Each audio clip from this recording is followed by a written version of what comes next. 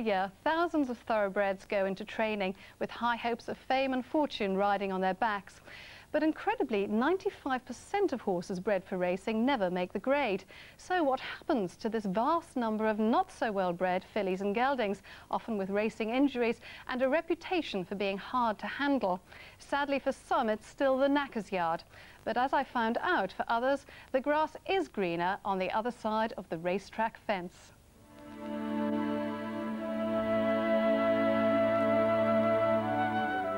The modern thoroughbred is the result of centuries of selective breeding for performance, grace and beauty. It can cover distance at sustained speed faster than any other breed of horse. They change ownership as frequently as works of art or industrial investments and make fortunes in the process. But what about the also-rans? Unless they're up there on the equine celebrity A-list with the Red Roms of this world, many racehorses' careers come to an abrupt end when they leave the track. But here, in a quiet corner of Surrey, are the lucky ones. Come here.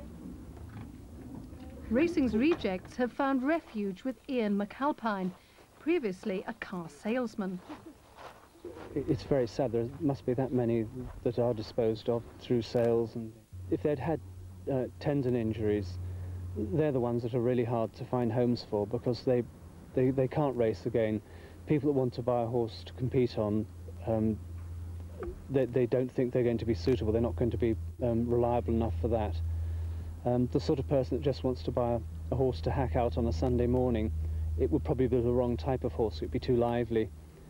So they're a very hard horse to find a home for, and you know, unfortunately, a lot of them end up being sold as meat. Ian's sentimental journey began when his daughter was given a Shetland pony. But it was the twitching nose of a car salesman that led him in search of a horse with a guaranteed pedigree. I didn't want to be cheated, basically. It was purely the fact that, you know, if you buy a racehorse, it should have its passport with it, which would confirm. It's rather like a car with service history. It confirms exactly who it is and how old it is and where it was born. Like me, Ian was on the rocky road to equine addiction. How, though, do these athletes adapt to the quiet life? They vary enormously. I mean, they're just like people do, really. You can get some very calm, sensible ones who are comparatively young, and you can get some that are just very high-spirited. They can be reschooled, given patience and time. But Ian's just a man who can't say no. As the horses multiplied, so did the bills. So Ian started giving lessons to fill the nosebags. Such as the quality of his yard, it houses several winners. Whiskey Grain, he'd won a 3-mile chase at Cheltenham. He'd won quite a lot of other races and was a very good little horse. He's still a splendid little horse now. I've got another horse called Genetin here. He was in training with Stan Mellor before, and I believe he won 4 or 5 races and is a really nice horse. Their new home may be more Darling Buds of May than National Stud, but in a world that only worships winners, Ian has created a sanctuary where racing's failures can excel.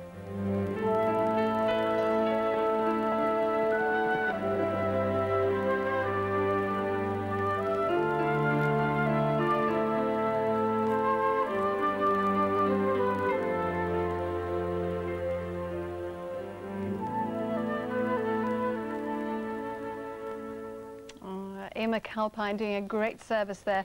And if you fancy a ride on a real class act, go down to Paynes Hill Stables near Guildford. Still to come on After 5. The papers say her marriage to soccer ace Pat van der Houw is over. Mandy... This morning, a moment with all the bank holiday weekend sport. But first, if you're a racing fan, have you ever wondered what happens to horses once their careers are over?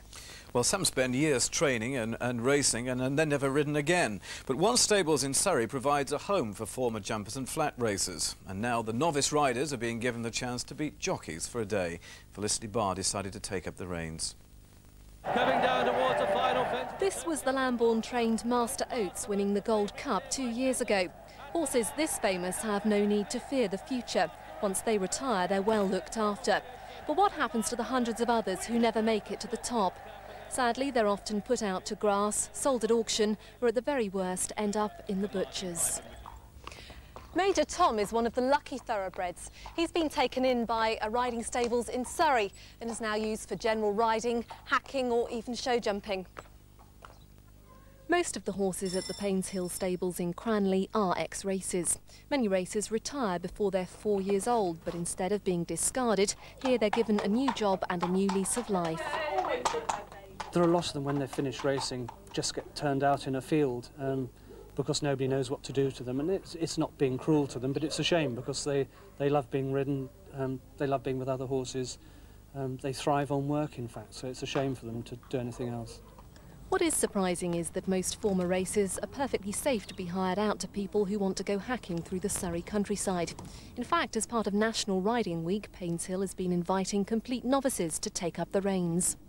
Most people tend to think, if they don't know much about ex-racers, that the minute you ask it to canter, you're going to disappear into the blue yonder, out of control. That's not true. There are some that are a bit tricky, but they love going out in company because that's what they're used to doing.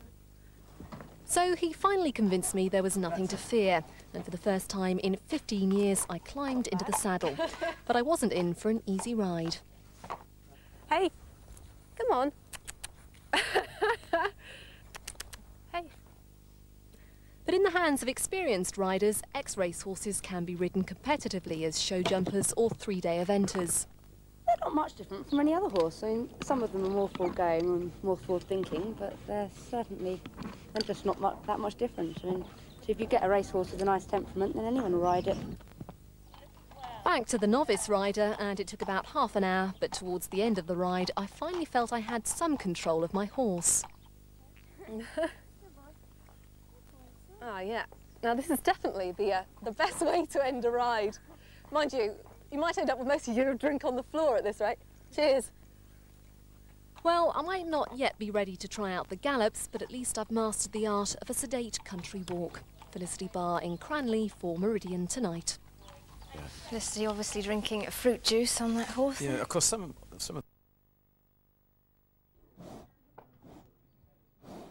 They're fearsome beasts in anyone's book. Half a ton of rippling muscle and most around 6 foot tall. They can reach speeds of 40 miles an hour, but that was in their heyday. Now these racehorses are in retirement, but they've been saved from the knacker's yard and given a home and a new career in a riding school by Ian McAlpine.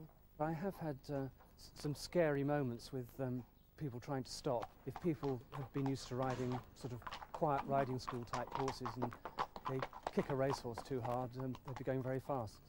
Ian reckons even a novice can ride a thoroughbred or a racehorse. So who have you got singled out for me today then? This is Roman Coyne. He's a thoroughbred, although he's been a show jumper. He came second in a hunter trial at the end of last season and was in fact competing yesterday. Okay, well, we'll give it a go and see how we get on.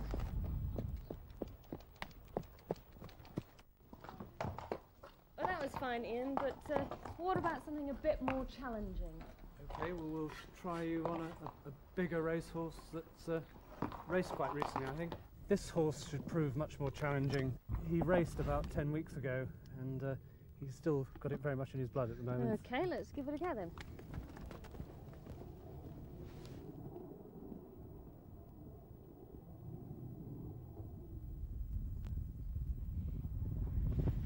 She's good, isn't she? They may not ever make it first past the post again, but the forecast is that the going for them will be good and soft. Alex Crawford, Sky News.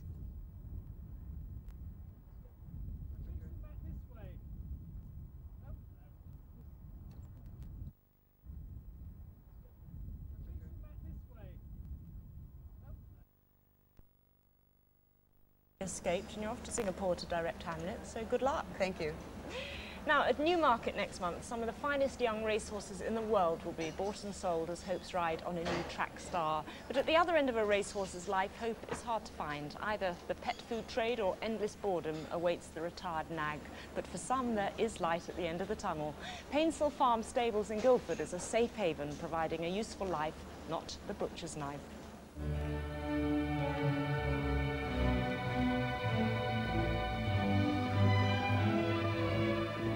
Hacking with a Difference was set up 4 years ago. Most of the horses here are ex-race horses, and while their racing days may be over, a long and useful life can lie ahead for them here.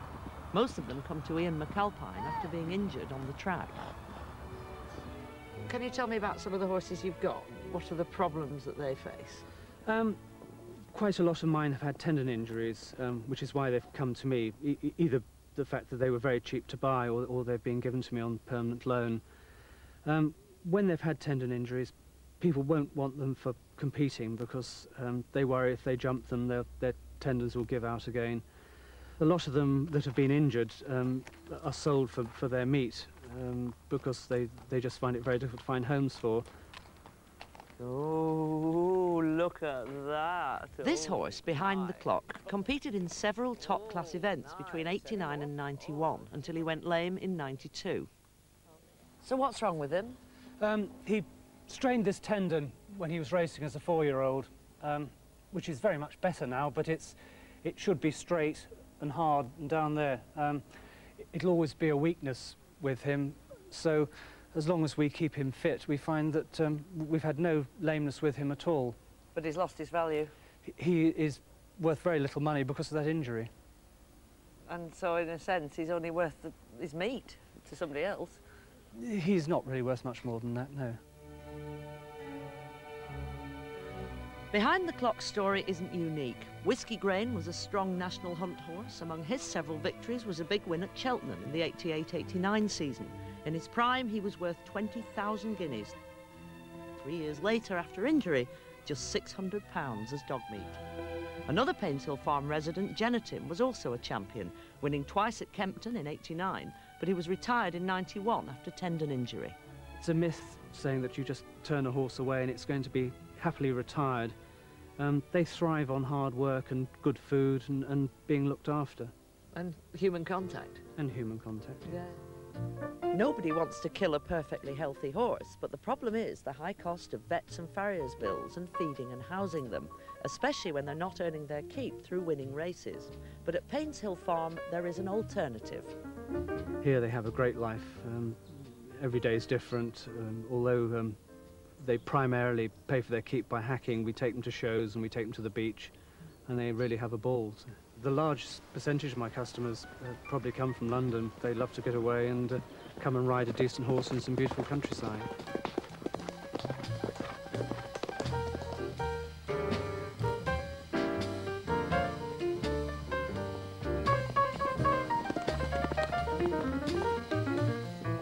Well, that's all we've got time for today, but if you'd like more information on any of the subjects we've covered, I'll be giving out the address for our fact sheet in just a moment. We're back.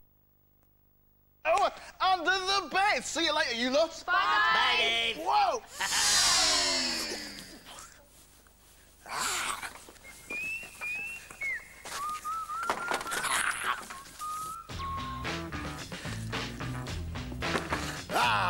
That's better.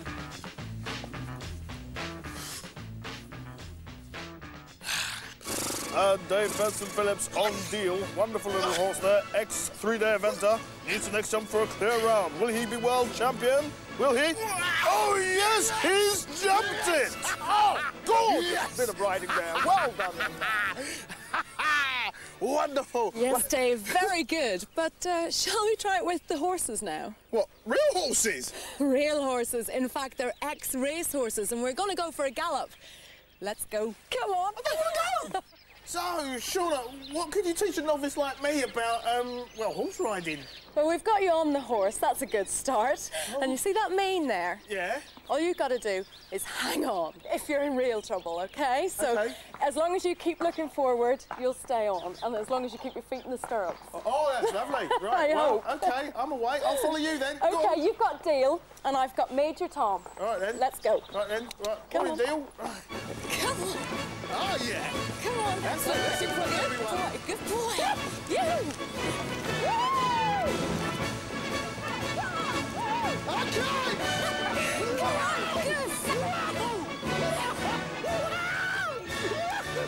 All right. Thanks a lot for that galloping lesson. It was, oh, ouch, it was great. Enjoy it.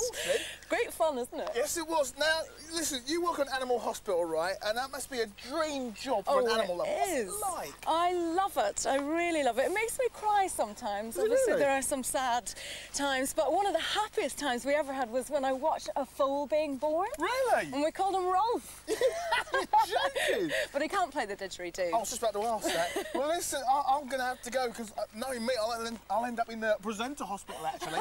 So you did very well. Thank you very much. All there right, you go. I'll take a deal for you. Thank you very much. Time to go back to the wild room. See you there. Bye.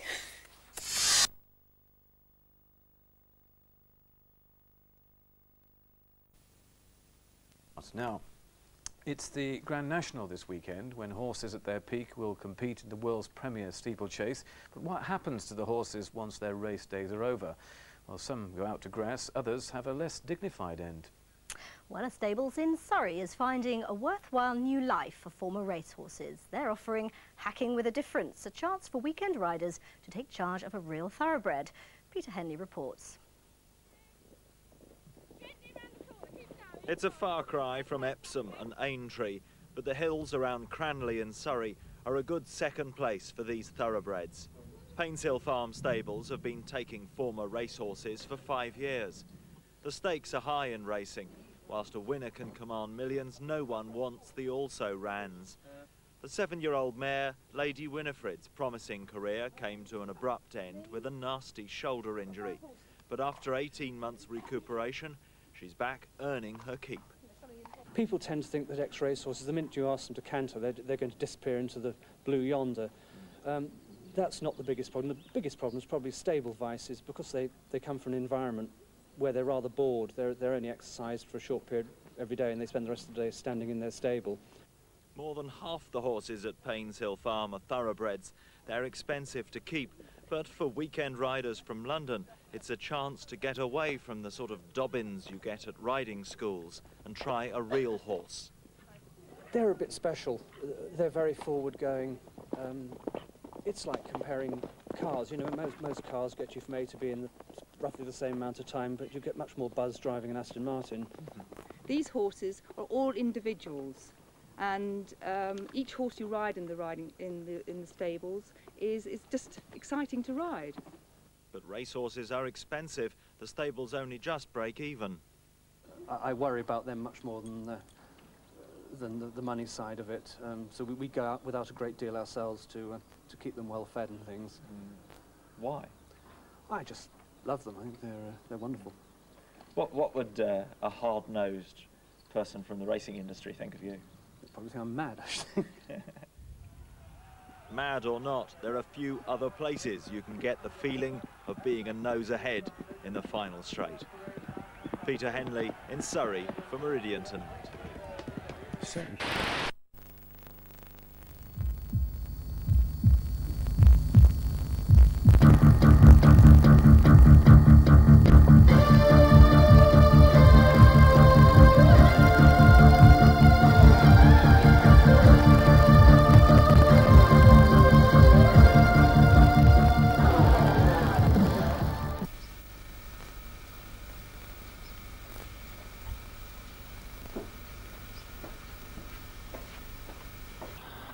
Come over from yesterday's novice competition. And this is Dawn Hornet and Alexander McAlpine riding, number 240, and they've a dressage of 24.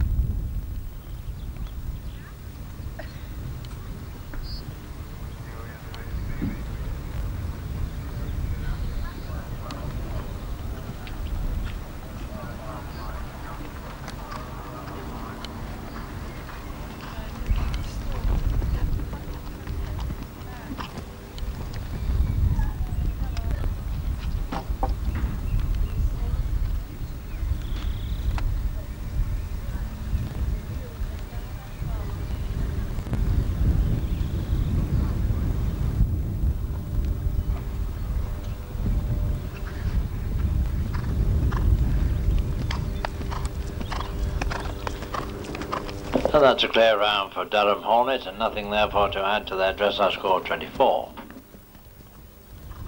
Durham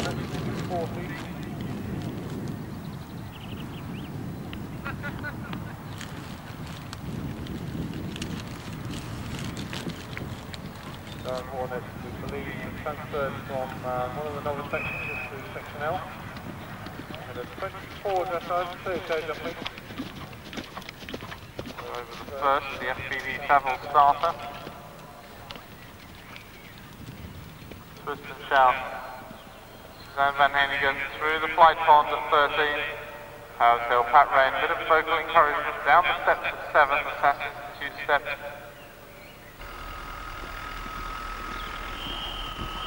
The longer route at 14. I'll run out for Pat Rain, Howard Hill coming out. Quarry 9. Durham Hornet, Alexander McAlpine over 4. The RDA rail.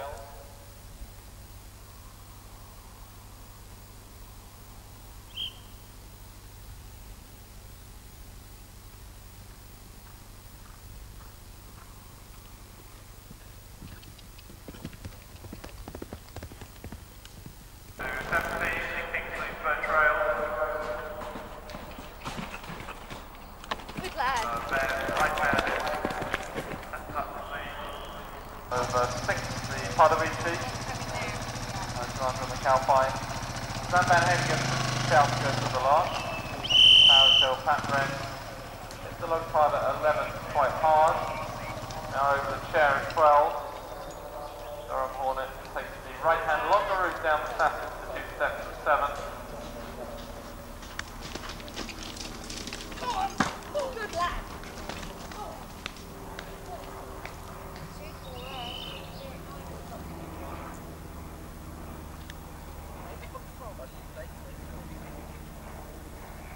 Started 5.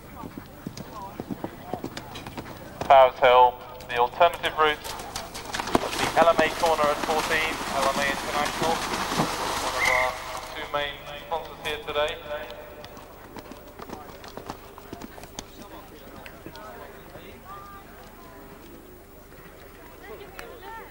Durham Hornet through the flight pond at 13, Powers Hill coming back towards us now, over 15 the log pile. That's just starting. 569 in section L. This is Sally Ray with her own sheer logic. Stag and Huntsman Cubs Helsinki steps at 18. They go on to the last. Now going to 18, Durham Hornet, Alexander McAlpine. They look to have gone well. They started on only 24. So 2 at the end of the lead part. Over the 5th, short parallel. Sheer impact over 11, the second cell wave. Going up the line avenue.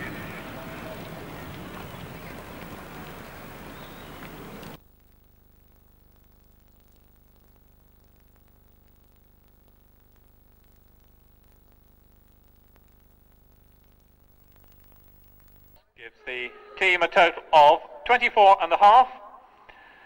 Now it's Ashcombe School in Dorking, just carrying that 4 from the first 2 rounds. This is Catherine McAlpine with Mr. McAlpine's None Go By.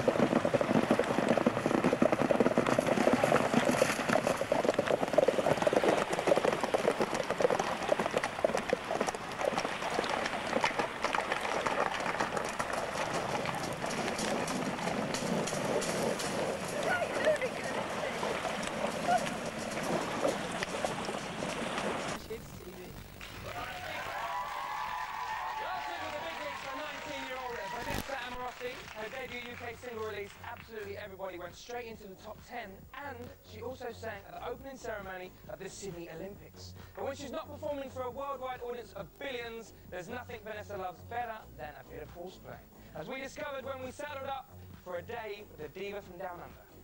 Hi, I'm Vanessa Morosi. I've been in London now for about 3 weeks. I've been stuck in the city, which has been really awful. But I finally got out into the country, which is fantastic, and I'm about to take Dolly for a ride. I love the lids. I'm going to get her to run as fast as she can, and then I'll be falling off. Dolly looks half asleep. The horse that I've got in the backyard is not a horse, really. It's a dog. It's a black dog with teeth. And I had people that come to visit me, and you can just hear them screaming because the horse puts its head down, opens its jaw, and starts running for people's butts in the backyard. Dun, dun, dun, dun. The other pets I own would probably be too many. I can't even get my leg up there. Frog. Now you're on the big side, woman. Rat. Get on the slow side. Turtle. 3 dogs. 2 cats. Horse. Camel. I think someone needs to, like, 1, 2, 3. Oh, okay. We got the camel when it was about 2 weeks old, and now it's about 4 months, so it's still not old enough to race, but it's the funniest thing on 4 legs. Right.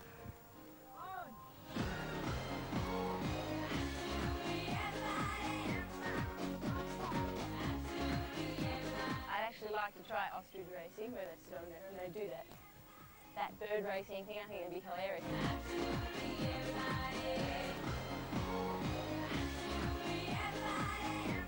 If I was going to be an animal, I would be big fat toad. In Australia, we squash them and we play cricket with them, we play golf with them. Because they're everywhere and they're like eating all of our other frogs, so we're allowed to kill them. So you just go. Everybody needs a little love. We're hoping for the very best for the single and album and all that sort of stuff. The only reason we're hoping for the best is because I'm hoping to get back over here, hoping and hoping and hoping, and more hoping, and let's add on another 50 times of hoping, to get my band over here and actually do some live gigs and not just get up and do one song and get off. I reckon I could cope with the entertainment side of being a pop star for the rest of my life, but I don't think the actual pop star, where you're in the paper and doing all of that stuff, it's definitely not going to be lasting for very long.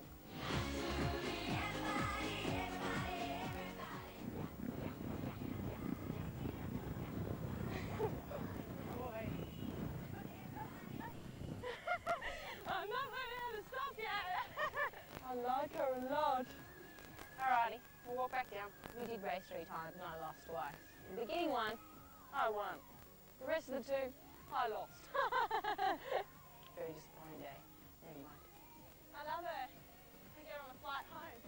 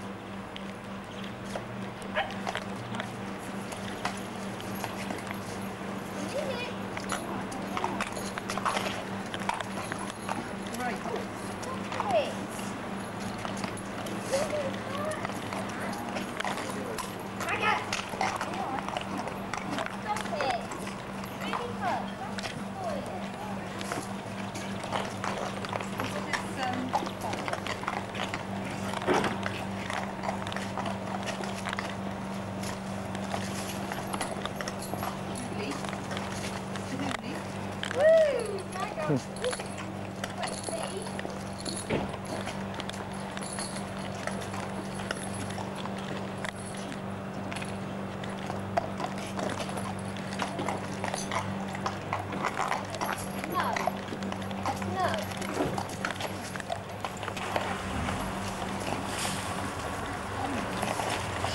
having a snack.